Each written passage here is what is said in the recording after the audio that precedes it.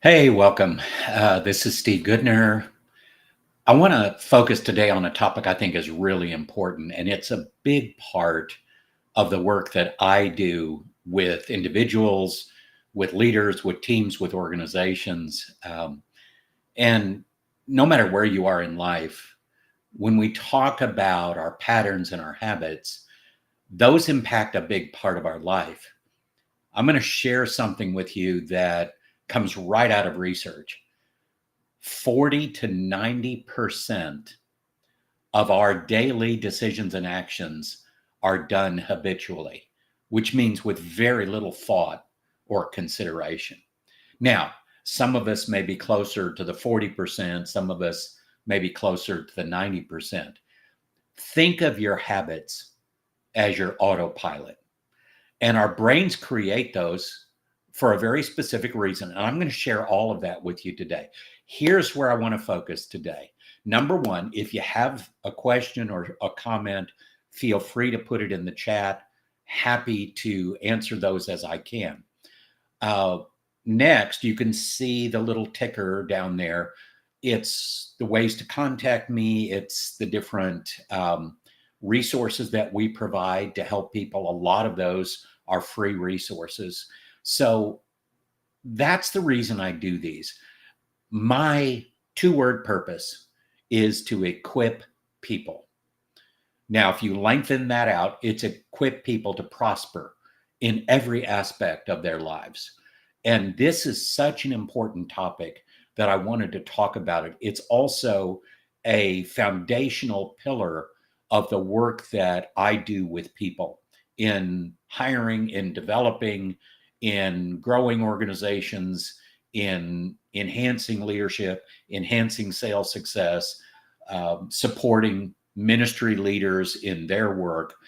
We have to understand our patterns and habits because what we can't see, we can't fix. So that's what I'm going to share with you today. This is practical. This is not theory. This is actually based in science, most of it neuroscience.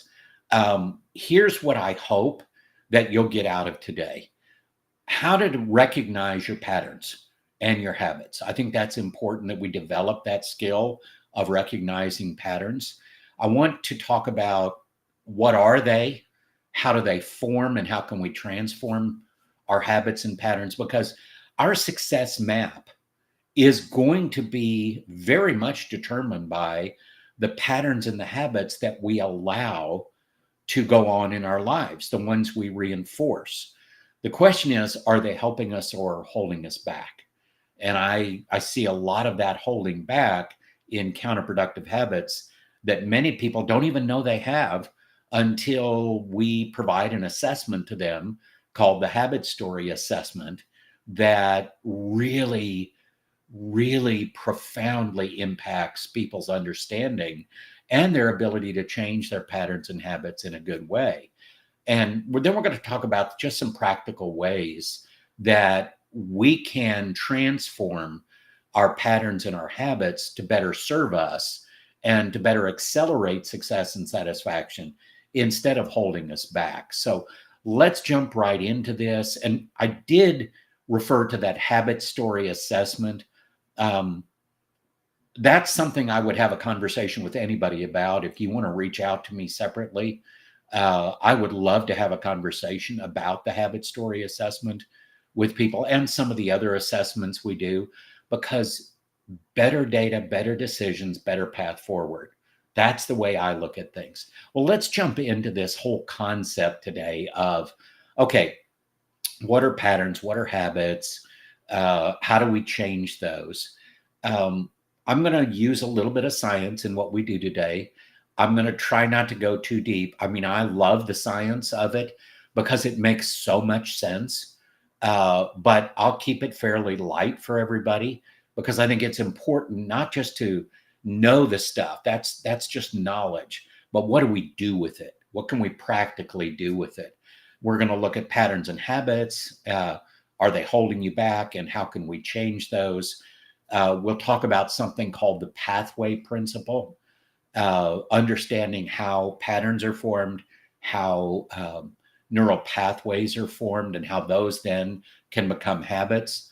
We're going to talk about creating habits that work for you. How do we stay ahead of the curve in a fast changing world?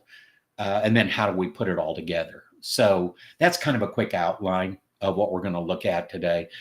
Here's what I'd like for you to think about.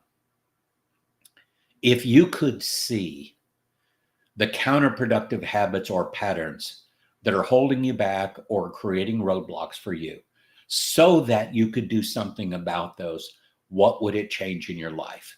And that's what I'd like you to keep in mind as we move forward. And the other side of that coin, what are the productive habits that you're really strong in that you could leverage to help you accelerate your success and satisfaction in life and in work? So keep those things in mind as we go through this. So let's start with a little bit of science, and I will keep this as light as I can. Obviously, I'm grinning because I love the science, right?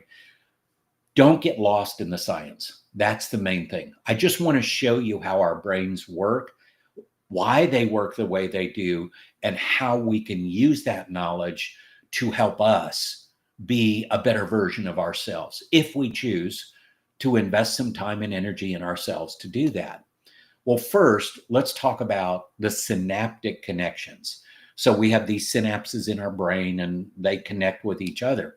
When you repeat a thought, an action, or an emotional response, those neurons fire together, and together they strengthen those synaptic links. So it's almost like the more they fire together, the stronger that link becomes. Then what happens is something called myelination, which is repeated patterns become faster and more automatic, as what we call myelin, a coating. Think of a covering or a coating. It's an insulating sheath that forms around that neural pathway, increasing the transition speed even faster and reducing cognitive effort. Okay, let's focus on cognitive effort for just a second. Our brains use a ton of energy. About 20% of the energy we use on a daily basis in our bodies is happening right here. It's happening in our brains. Our brains like simple, our brains like organized. And so the more patterns and habits that our brains form, the better off our brain thinks we are. And so this cognitive effort, or what we call cognitive load, our brains like to reduce that every possible chance. That's why it's so easy to start to create patterns, which can become neural pathways that then strengthen into long-term habits. Habits in whether they're productive or counterproductive, sometime in our life, that habit has rewarded us. So we have strengthened it. We've done it again that way, and we have reinforced that habit. Then there's another thing that happens on the science side of this is what we call neuroplasticity. What does that mean? Our brains have the capacity to reorganize things, and to form new patterns or to transform patterns or to even get rid of patterns and habits. So our brains have a lot of flexibility through this thing we call neuroplasticity. What's the impact of all of this? The more often a pattern is repeated, the more default it becomes. That makes sense, right? Eventually running with very little conscious input. That's the autopilot thing I was talking about. Okay, that's a little bit of the science behind it. Why is all that important? Because if we let that happen on its own without any direction or thought or planning or intentionality, then you're going to get what happens, and you're going to have less control over that and less intentional direction in your patterns and in your habits.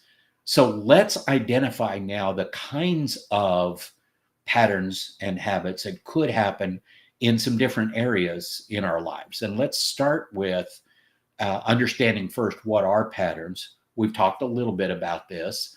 Now, again, all of this goes back to our roadmap to success. Okay. So there's a real reason that we're going through this.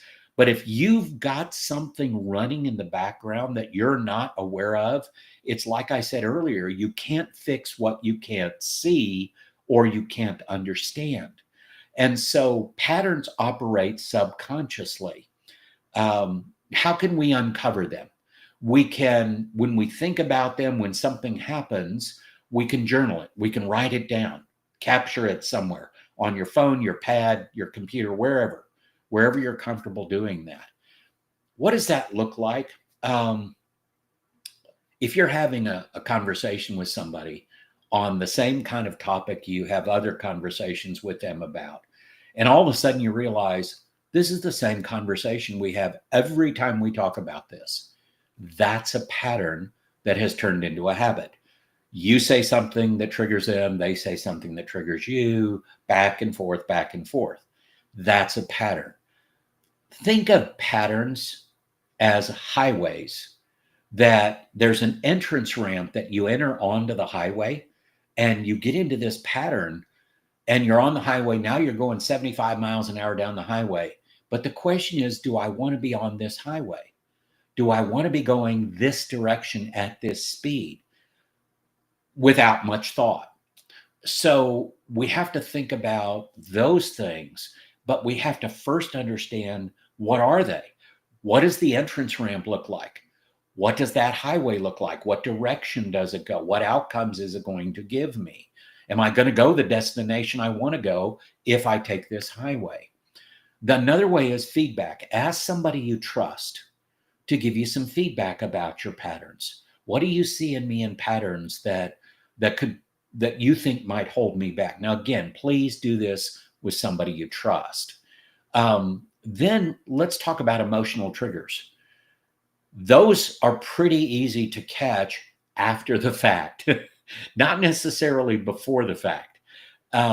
So if you have a strong emotional response to something, capture it. What triggered it?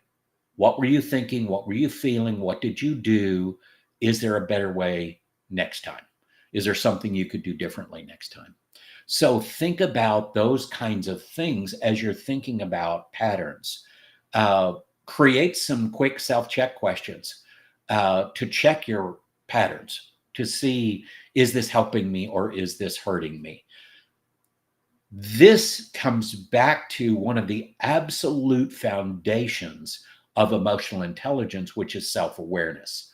The more we are aware of our patterns, aware of things in our life that we're doing without a lot of thought, the more we become aware of those, our self-awareness actually rises and our recognizing pattern skill develops. It becomes stronger.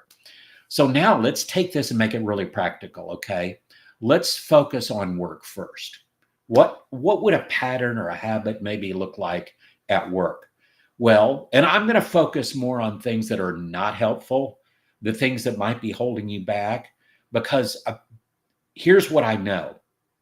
When I do the habit story assessment on someone, we're measuring productive and counterproductive habits on the same scale. Counterproductive habits have an inordinately higher amount of impact on your productive habits than the other way around. What does that mean? It means the first thing we look at is reducing counterproductive habits so your productive habits can shine.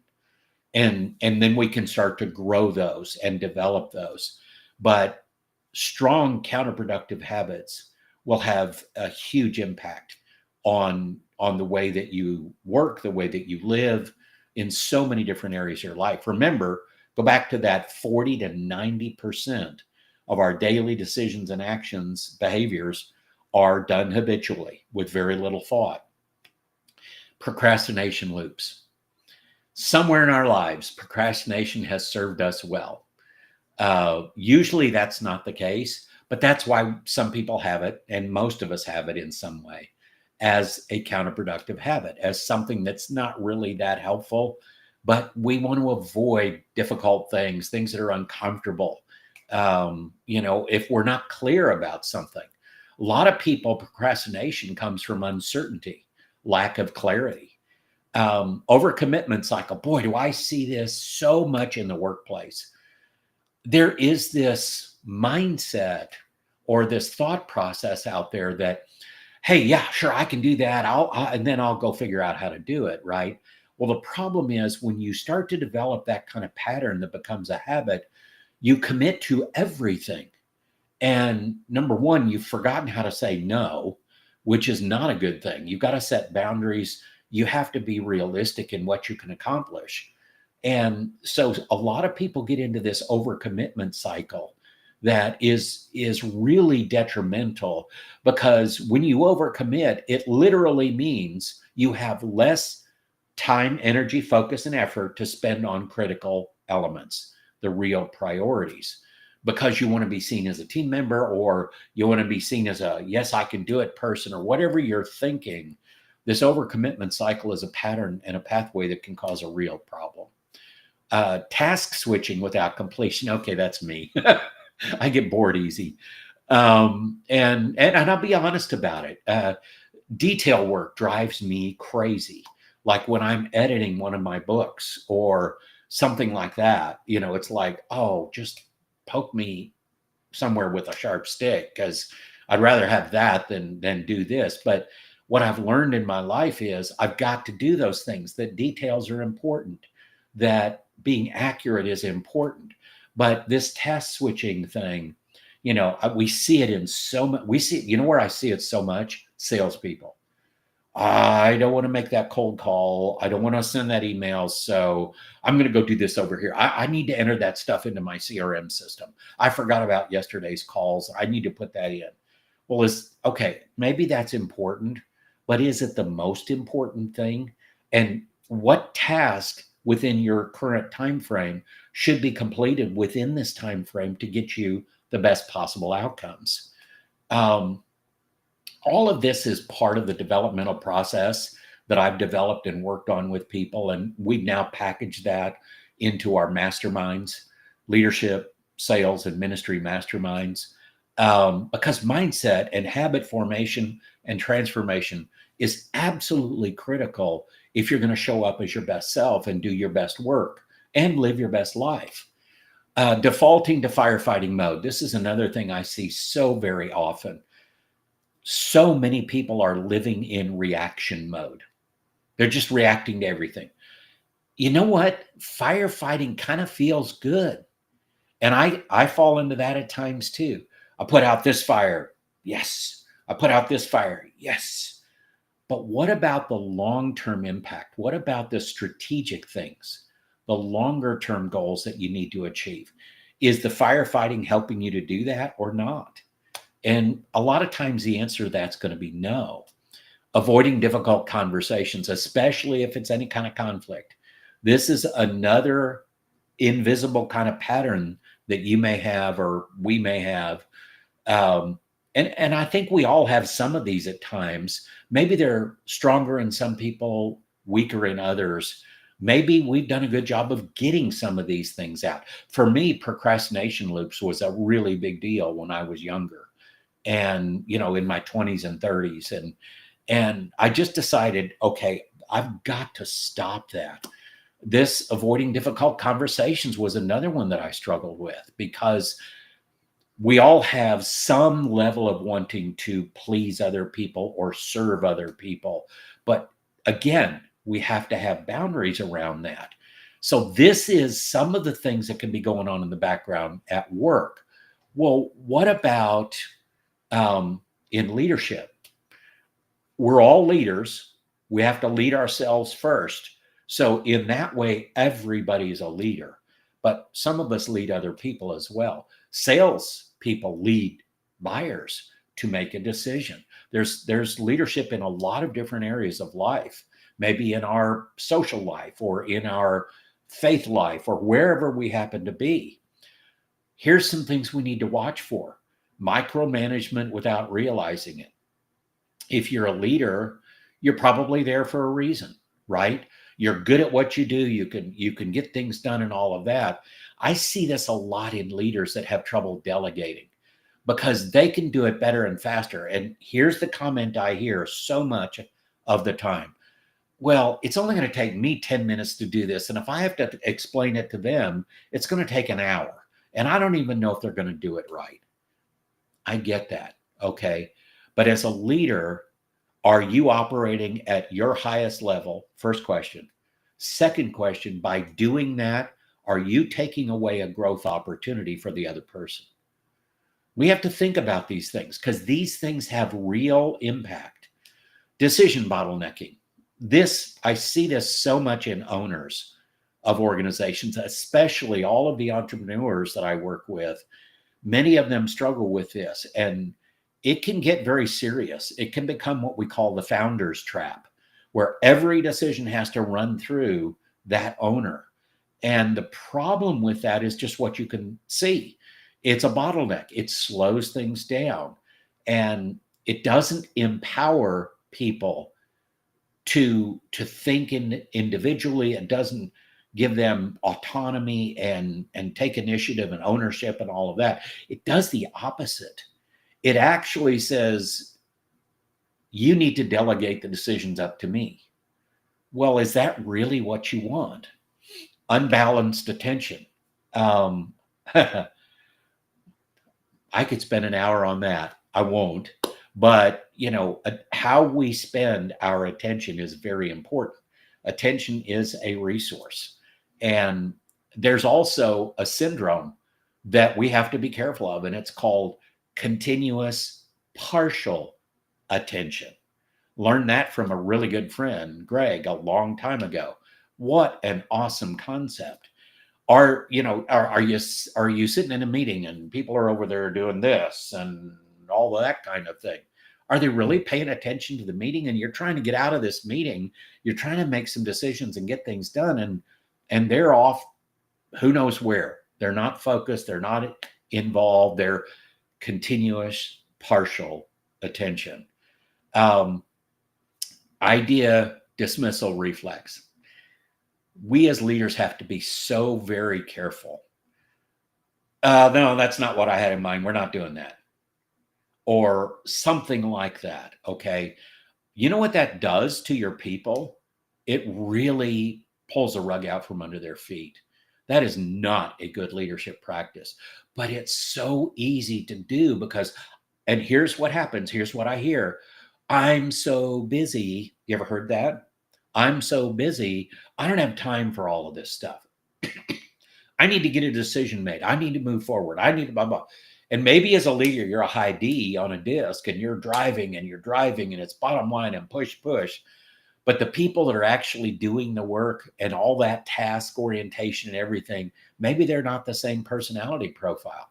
And when you pull a rug out from under their feet about their ideas, you're shutting down autonomy, personal ownership, initiative, proactivity, the exact things that you want to help create innovation. You're shutting it down. And then their invisible bias. We all have bias. The more we can become self-aware and recognize patterns around our bias, the better off we're going to be. What's the next area we can focus on here? How about our personal lives? Chronic overscheduling. None of you have that issue, I'm sure, right? Well, let me tell you where it shows up in my coaching of executives, of C-suite, all the way down to emerging leaders and individual contributors. I got to get up. I got to get to the gym first thing in the morning. And then I'm always a little bit late to work, but then I get to work and I got this meeting that happens at here, and I've got this to do. And so I work through lunch, and then sometimes like Tuesdays, I got to take off a little early to take my kids to softball practice or soccer practice, whatever it happens to be. And all of those things are important to a degree. But what are you sticking into your schedule that you could maybe, instead of working out first thing in the morning, which makes you a little bit late to work and you're always feeling like you're behind the entire day. Maybe you switch that to the evening, or maybe you switch it to lunch and give your brain a break during lunch. Think about your scheduling processes. Let me be really, really serious about this for a second. If you're constantly saying things like, I'm too busy, this is the way it's always going to be, I guess nothing's going to change, I have to put out more and more and more and more. If that's your self-talk, you are on the road to burnout. And that is a very bad place to be. Maybe it's not that bad yet. I hope not, because burnout is serious. So be thoughtful about that, okay? Emotional avoidance, that's a big one. And I don't have enough time to go deep into that. Let's just know that's a pattern that becomes a habit, especially around certain people in our lives. And the question is, are we damaging relationships that are important because of that? Because we don't want to deal with it. And honestly, when we come home from work, when we're tired, hungry, angry, and all that kind of stuff, um, we avoid some of that emotional stuff because it takes energy, it takes investment. But maybe that's what we need to do to reset things and to recharge things. Neglecting self-care, this is huge. I see this almost across the board with leaders I deal with, and people with busy schedules. They don't, if you, when the oxygen mask drops down in the airplane, what are you supposed to do? You put it on yourself first so that you can then help other people and be your best self to help other people. This is important. Um, Default negativity bias. That's a defense mechanism. A lot of people have this default negativity bias to just shut things out. And it's a shame because I don't want to live in a negative emotional environment. And we choose the emotional environment we live in. I don't want mine to be negative. That's for sure. I want to be positive and optimistic. Are there days I have really difficult days? Absolutely. But I still try to look at the future with hope and possibility. People pleasing reflex. This is huge for a lot of us, especially those of us with high I's. Now, I have a high D and a high I on a disc, so those kind of help offset each other a little bit. But people pleasing is a really big deal with a lot of people. And bottom line, it really can be a roadblock. So I spent some extra time on those because I want you to see how practical these things are. Now, let's dive into what we can do here. What is this pathway principle?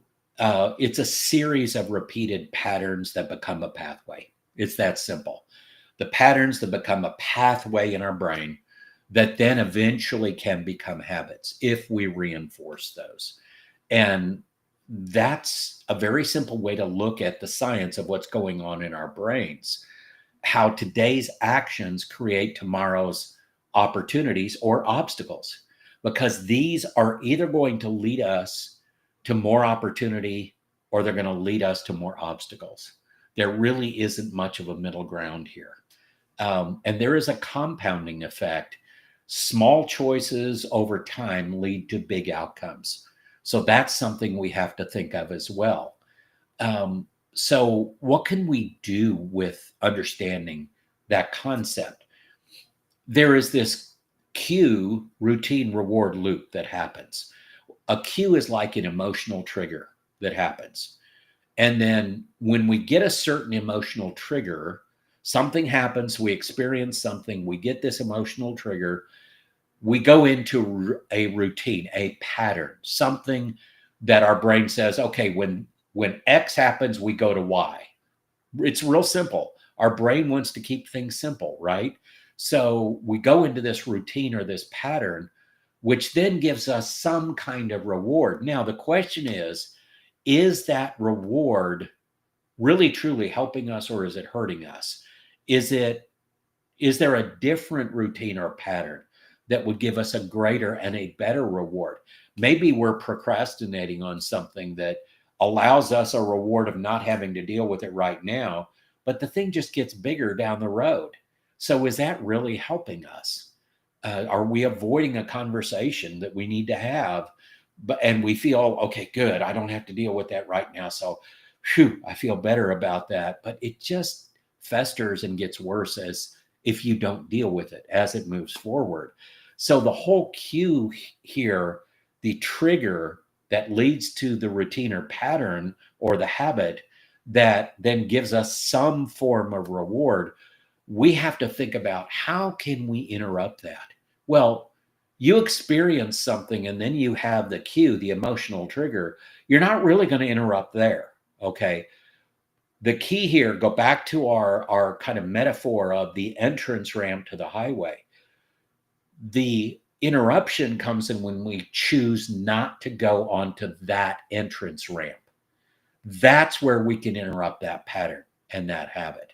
That is the beginning of changing the routine, replacing an old behavior with a more productive alternative, which is what we want to do. So, for instance, if stress triggers like mindless scrolling on your phone, by the way, I learned a new phrase a while ago from my son. It's called doom scrolling. I didn't know what doom scrolling was until he told me what it was. Well, that's a pattern, that's a habit that supposedly gives you some kind of reward, but instead of scrolling, maybe we swap it with 3 minutes of deep breathing exercise or something calming. Maybe we just meditate and do a little bit of mindfulness for a little bit just to get us in a better place. Don't get on that entrance ramp to that highway that is not going where you want to go. What is the emotional intelligence connection here? It's self-awareness again. It helps us spot those triggers and be aware of those emotions and where those emotions take us so that we can make a better choice through the second competency of emotional intelligence, which is self-regulation. Now, I am getting to your roadmap to success. I promise you I'm getting there. Just hang with me as we kind of walk through this pathway here. So, what can we do? We can actually put some things into place. We can use what we call a keystone, if I could speak, a keystone habits to crowd out the bad stuff. So choose one high impact habit, something that's good. Maybe it's planning something in the morning, like this says here, the example. Starting each day with 10 minutes of planning reduces our reactive firefighting at work mode. Okay, maybe it's just something positive, a keystone habit that is productive that we can rely on. And that then will become strengthened over time and become its own habit that then replaces the more counterproductive habits that we have built over time. What's something else we can do? Leverage accountability and feedback loops. Why does it work? If we get external support and regular check-ins, it'll accelerate our habit change by making progress visible and consistent. So a leader shares their goal to leave the office by 6 p.m. 3 nights a week, and their team notices when they stick to it. Or their coach, like I'm a coach, notices when they make a goal, they're creating a better habit around certain things that goes back to self-care, being your best self as a leader, all of those things we've talked about. And the EI connections there, the emotional intelligence connections, are our social skills, our empathy. Empathy is a two-way street. It's not just for other people, it's for us as well. So how do we practice empathy with ourselves? That comes in the form of self-care at times. Here's another thing. Why do our habits shape our outcomes? Because some of you may be watching this and going, okay, I'm still not sold on the fact that this 40 to 90% thing really happens and that it makes a big difference. Because I'm okay. I'm doing okay. I'm living life pretty good. I'm pretty successful at work and all of that. Okay, good for you. I'm excited for you. I'm glad that's true for you. But are you operating at your best? Are you at your optimal? Are you realizing your full potential? in one way. Number two, what happens when things aren't going so well? And are there things in your life that are not going so well that you're not really seeing right now? Maybe other people see it, but maybe you don't. It's what we call blind spots. Or what are you hiding from other people? What we call a facade or a mask. What are you hiding from other people that you're not dealing with? That you're thinking, things are okay, I'm good. Here's why our habits shape our outcomes. Habits are decision savers. They keep us from putting a lot of cognitive energy into making a decision, and that automatically shapes our results because we enter that entrance ramp and go down that highway and it leads to that destination. Is it the one we want? I don't know. That's a question for you to ask yourself. Emotions play a key role in forming our habits. They are the triggers that get us into that entrance ramp and into that pattern, that routine that leads to that habit, that highway that we talk about. So emotions play a big role in whether we're going to reinforce or extinguish those habits. And we first have to see what they are, which is why I think those assessments are so very important to understand what our productive and counterproductive habits are. I'd rather work off of good data and good insights than just guess, because we're just not that good at guessing all the stuff that's going on in our own heads and our mindset and all of that. So what can we do with that? The role of emotional drivers in habit formation that we're talking about. Emotion is really the glue that makes habits stick. So how can we use that? Habits form more quickly when they are emotionally charged. Emotional signals that come from our brain about an event are important and should be remembered, which strengthens our neural pathways. So when you remember when I talked about maybe emotional trigger journaling, when you have a strong emotion about something and you kind of think back, okay, what triggered it? What was I thinking? What was the emotion or emotions? And what was the outcomes of all of that? Then you have a chance to say, do I want to change that? And if I do, how do I change that? And part of the change process, so there's this negative cycle of emotions that happen: fear, frustration, judgment, right? A lot of that sometimes we point toward ourselves: fear, frustration, judgment, right? If I want to create an exit ramp from that negative cycle of emotions, fear, the exit ramp is courage.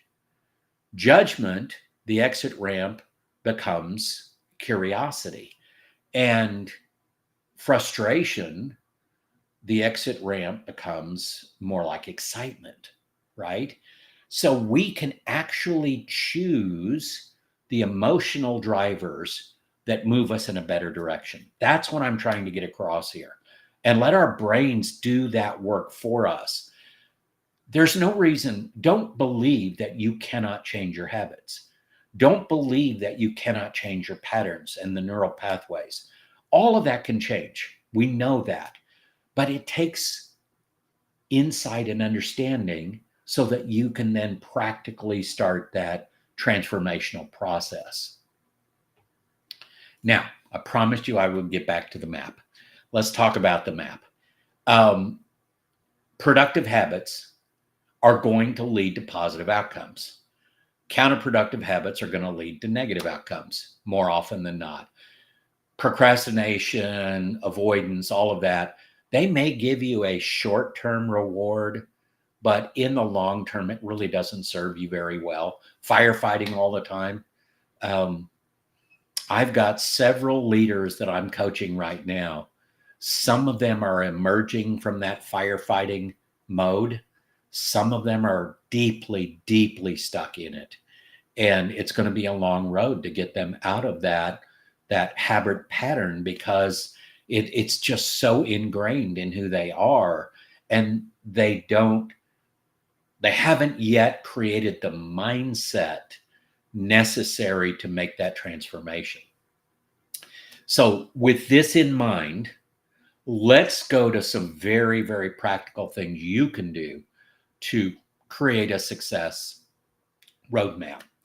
Creating your success map, let's just make it simple and say three things that you can focus on to really change this very powerful force in our brains.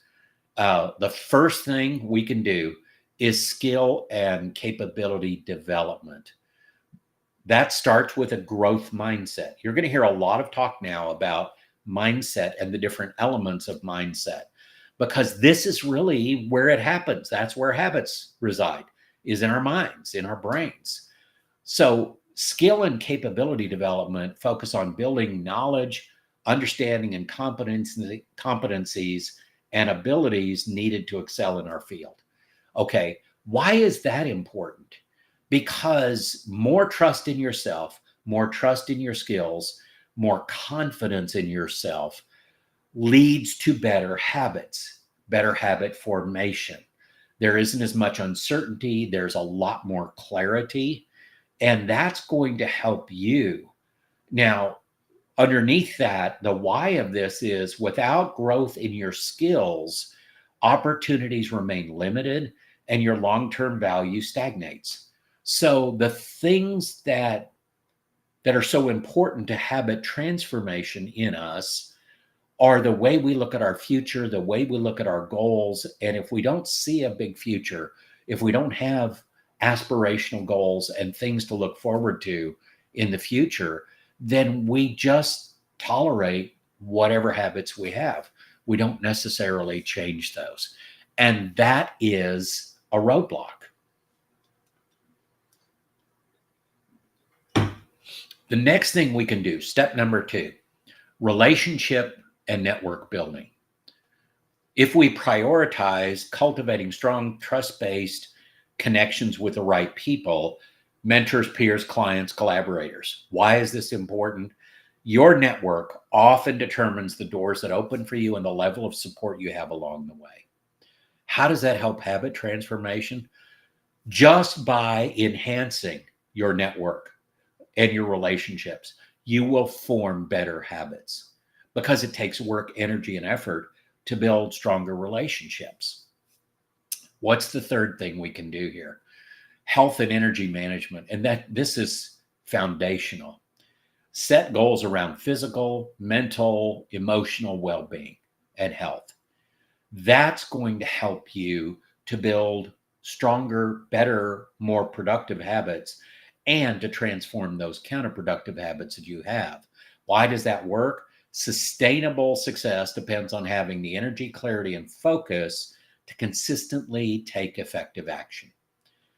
If you don't have enough energy to just get through the day, you certainly don't have enough energy to change things for a better direction. And you need that ability to get your battery recharged, to have the intrinsic motivation. That's another skill of emotional intelligence that come out of your beliefs, your values, your goals, your standards in life. That's what drives good habit formation. And once we get those things in place, we just maintain them. So, okay, maybe there's some work and some effort and some energy that goes into it now, but the more you can put in place, the better off you're going to be. So, I want to show you just a brief look at that habit story assessment.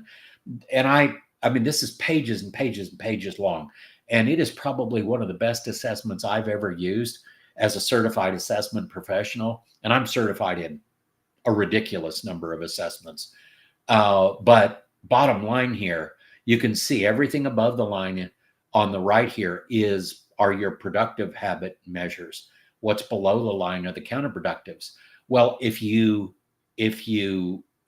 average those or kind of bring those to impact each other, you can see how the counterproductives are going to drag down your productive habits, and that can be a real problem.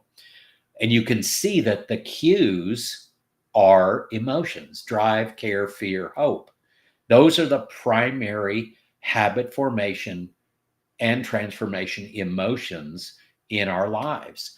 And then there are individual productive and counterproductive habits under each of those. This is a very powerful assessment that can provide literally years worth of developmental opportunities for you, at least 12 months worth. Now, if you're interested, you can go to our website and look for What's Your Habit Story. You go to the services page. It's right here, eqfit.org/services. This is a free download. It's an ebook that I created along with one of the founders of this assessment that has been created. Um, I worked very closely with him, Dr. Chuck Coker, to come up with this ebook that is very accurate and helps you get deeper into this thing we've been talking about today. This is probably where I would start in most cases with developing a development plan with somebody as a coach, as a consultant, is to help people first understand where they are in their habit story. And the people at Two Story that have created this have done an amazing job, fantastic job of this. All of this, you heard me say something about mindset. I talk a lot about mindset. When I do the EQ Fit masterminds, leadership, sales, ministry leadership, these are the critical elements in the mindset that we need to address so that we can then develop the skills and then align that with current technology. And I'll talk a little bit about this in just a second, but habit transformation is what we focused on today. Emotional intelligence, to some degree, we talked about that. Rational thinking skills, we can't leave those out. What are our higher cognitive skills? Logical reasoning, numerical reasoning, adaptive thinking, um, abstract thinking. There are so many different thinking skills that we need to develop, but we can't access those if we're stuck in negative cycles of emotions. If our emotional environment is significantly negative and counterproductive, we're never going to be able to access those higher thinking skills. That's the way our brain works. Our brain processes emotions first before it ever gets to our prefrontal cortex, where we can do our rational, heavy lifting thinking. And then specific skill development, depending on where you are in life and what your role is, all of that is what we call the EQ Fit mindset. That's what we work on in our masterminds. And then we figure out different skills to develop, practical skills, whether it's leadership or sales, and we integrate advancing technologies into all of that. It is a holistic way to take 12 weeks to transform. That's what I call it, 12 weeks of transformation. And basically, this is what they look like. I only put 2 on here. I didn't have room for the third, the Ministry Leadership Mastermind, but that's just as important to me, or maybe more so than these others. But these are all critical. These are for leaders, for salespeople, 12 weeks of transformation. The enrollment is open right now for these. As soon as the seats are filled, I'm only taking 8 to 10 people for each of these. Once those are filled, the enrollment will not open again until 2026. Because I pour myself, all of the work I've done over 40 plus years. There's a robust assessment package of 6 different assessments that goes into this, and 12 weeks of sessions, 2 one-on-one coaching sessions, practical tools, downloads. I really pour a lot into these masterminds because my goal in life is to equip people to prosper. That is my purpose. And I know that I can help people prosper if they have the right equipping in place. And it doesn't take forever. I've taken 12 months of transformation and I've distilled it down into what can happen in 12 weeks. And there's no homework. So for those of you that were wondering, we're going to do it all in our sessions. The collaborative learning is amazing. I think if you've ever been a part of a collaborative learning process, you know how healthy and robust that is and how much that learning helps to hear from other people. So that's where I want to kind of close this out today and just say thank you. Whether you're with me live or you're watching this later, all of my information has been scrolling at the bottom. Please, if you have questions about any of this, it doesn't cost anything to start a conversation. So just reach out to me. Let's start a conversation. And until next time, be thoughtful about those patterns and those habits in your lives. And are they helping? Are they holding you back? Because habit transformation is one of the most powerful ways you can increase your success and satisfaction in life and in work.